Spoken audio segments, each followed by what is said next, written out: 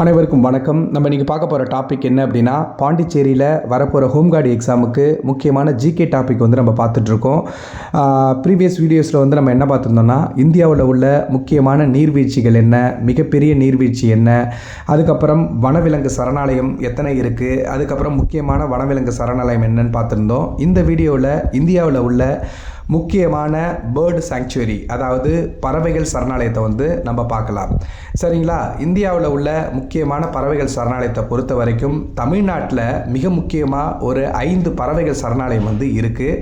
அது என்ன அப்படின்னு பார்த்தீங்கன்னா, வெள்ளோடு பறவைகள் சரணாலயம், அது ஈரோடில் இருக்குது. வெள்ளோடு பறவைகள் சரணாலயம் ஈரோட்டில் இருக்குது. அதுக்கப்புறம் வேடந்தாங்கல் பறவைகள் சரணாலயம் காஞ்சிபுரம் மாவட்டத்தில் இருக்குது.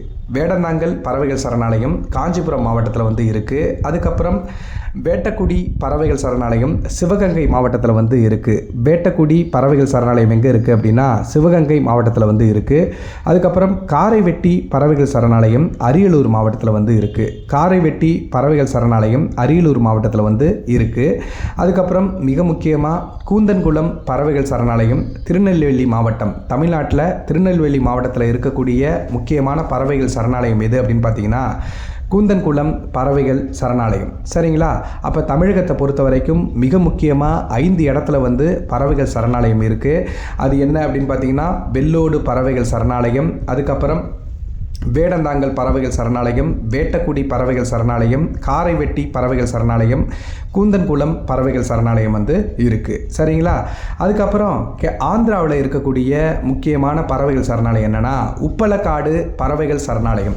உப்பலக்காடு பறவைகள் சரணாலயம் எங்கே இருக்குது அப்படின்னா ஆந்திராவில் இருக்குது. சரிங்களா? அதுக்கப்புறம் கேரளாவில் இருக்கக்கூடிய பறவைகள் சரணாலயம் பேர் குமரகம் பறவைகள் சரணாலயம். குமரகம் பறவைகள் சரணாலயம் எங்கே இருக்குது அப்படின்னு பார்த்தீங்கன்னா கேரளாவில் இருக்குது. அதுக்கப்புறம் மயானி பறவைகள் சரணாலயம் மகாராஷ்டிராவில் இருக்குது. மகாராஷ்டிராவில் இருக்கக்கூடிய பறவைகள் சரணாலயம் என்ன அப்படின்னா மயானி பறவைகள் சரணாலயம் மகாராஷ்டிராவில் இருக்குது.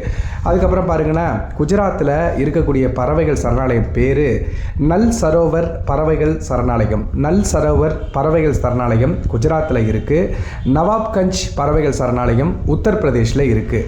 குஜராத்தில் இருக்கக்கூடிய பறவைகள் சரணாலயம் நல் சரோவர் பறவைகள் சரணாலயம் குஜராத்தில் இருக்குது. நவாப்கஞ்ச் பறவைகள் சரணாலயம் உத்தரப்பிரதேஷில் இருக்குது. அடுத்து பரத்பூர் பறவைகள் சரணாலயம் எங்கே இருக்குன்னா ராஜஸ்தானில் இருக்கக்கூடிய பறவைகள் சரணாலயம் பேர் பரத்பூர் பறவைகள் சரணாலயம் ராஜஸ்தானில் இருக்குது. சரிங்களா? இதுதான் இந்தியாவில் உள்ள முக்கியமான பறவைகள் சரணாலயம். சரிங்களா?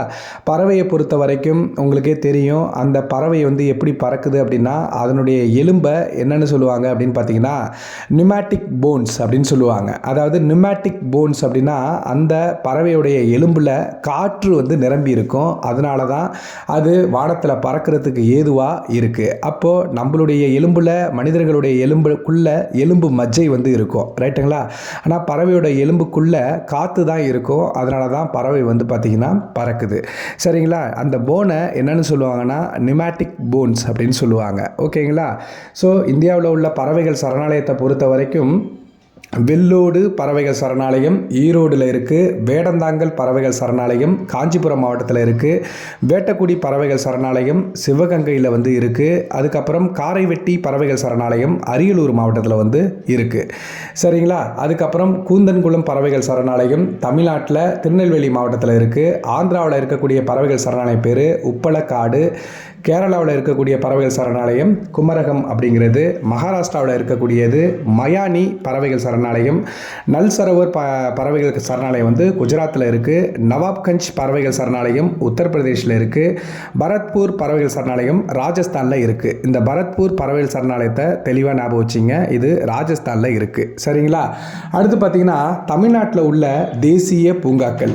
இந்தியாவில் ஒட்டுமொத்தமாக 102 தேசிய பூங்காக்கள் இருக்குது. அதில் தமிழ்நாட்டில் உள்ள முக்கியமான தேசிய பூங்கா பார்த்தீங்கன்னா இந்த நீலகிரி மாவட்டம் இருக்குல்ல, நீலகிரி மாவட்டம் அந்த மேற்கு தொடர்ச்சி மலையும் கிழக்கு தொடர்ச்சி மலையும் சந்திக்கிற இடத்துல தான் இந்த நீலகிரி மலை இருக்குது. வெஸ்டர்ன் காடும் ஈஸ்டர்ன் காட்ஸும் சேர இடத்துல தான் இந்த நீலகிரி மலை இருக்குது. இந்த நீலகிரி ஓகே, அந்த நீலகிரி மலையில் 2 தேசிய பூங்கா, அந்த நீலகிரி மாவட்டத்தில் 2 முக்கியமான தேசிய பூங்கா இருக்குது, நேஷ்னல் பார்க்ஸ். அது என்ன அப்படின்னு பார்த்தீங்கன்னா, முதுமலை முக்கூர்த்தி தேசிய பூங்கா அப்படின்னு சொல்லுவாங்க. முதுமலை தேசிய பூங்கா, முக்கூர்த்தி தேசிய பூங்கா எங்கே இருக்குன்னா நீலகிரி மாவட்டத்தில் வந்து இருக்குது. முதுமலை முக்கூர்த்தி தேசிய பூங்கா நீலகிரி மாவட்டத்தில் இருக்குது. இந்திரா காந்தி தேசிய பூங்கா வந்து பார்த்திங்கன்னா கோயம்புத்தூரில் இருக்குது. கிண்டி தேசிய பூங்கா சென்னையில் இருக்குது. மன்னார் வளைகுடா கடல் பூங்கா அது எங்கே இருக்குன்னா ராமநாதபுரம் மாவட்டத்தில் இருக்குது. சரிங்களா? தமிழ்நாட்டில் உள்ள தேசிய பூங்காக்களை பொறுத்த வரைக்கும் ஒரு 5 முக்கியமான தேசிய பூங்காக்கள் வந்து இருக்குது. அது என்ன அப்படின்னு பார்த்தீங்கன்னா, முதுமலை முக்கூர்த்தி தேசிய பூங்கா, முக்கூர்த்தி தேசிய பூங்கா நீலகிரியில் இருக்குது. இந்திரா காந்தி தேசிய பூங்கா கோயம்புத்தூரில் இருக்குது. கிண்டி தேசிய பூங்கா சென்னையில் இருக்குது. மன்னார் வளைகுடா கடற்பூங்கா வந்து பார்த்திங்கன்னா கோயம்புத்தூரில் ராமநாதபுரத்தில் வந்து இருக்குது. சரிங்களா? அப்போது இந்தியாவில் உள்ள கடற்கரைகளை பொறுத்த வரைக்கும் இந்தியாவுடைய ஒட்டுமொத்த கடற்கரை நீளம் வந்து பார்த்திங்கன்னா 7516.6 கிலோமீட்டர் வந்து பார்த்திங்கன்னா இந்தியாவில் ஒட்டுமொத்தமாக கடற்கரை வந்து இருக்குது. 7516.6 கிலோமீட்டர் நீளத்துக்கு இந்தியாவில் கடற்கரை இருக்குது. உலகத்திலேயே மிக நீளமான கடற்கரை வந்து மியாமி கடற்கரை, அது அமெரிக்காவில் வந்து ஃப்ளோரிடா மாகாணத்தில் வந்து இருக்குது. 2வது நீளமான கடற்கரை சென்னை மெரினா கடற்கரை தான், அது உங்களுக்கு தெரியும்.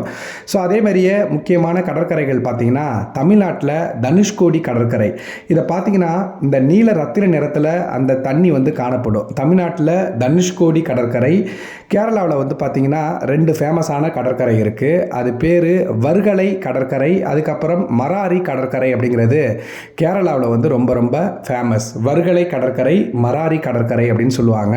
இந்த வர்கலை கடற்கரை பொறுத்த வரைக்கும் இந்த சூரியன் மறைவு இருக்குல்ல, அதுக்கு வந்து ரொம்ப ரொம்ப ஃபேமஸ்.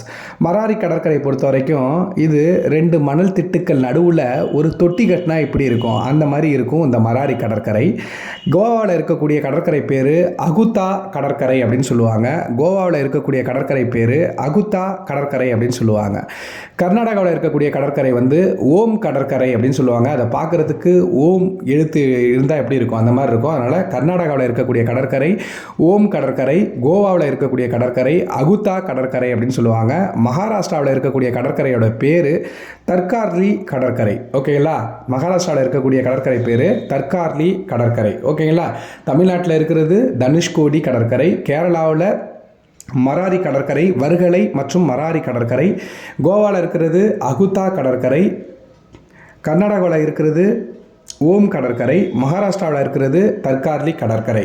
சரிங்களா? உலகத்திலே மிக நீளமான கடற்கரை எது அப்படின்னா மியாமி கடற்கரை, அது அமெரிக்காவில் இருக்குது.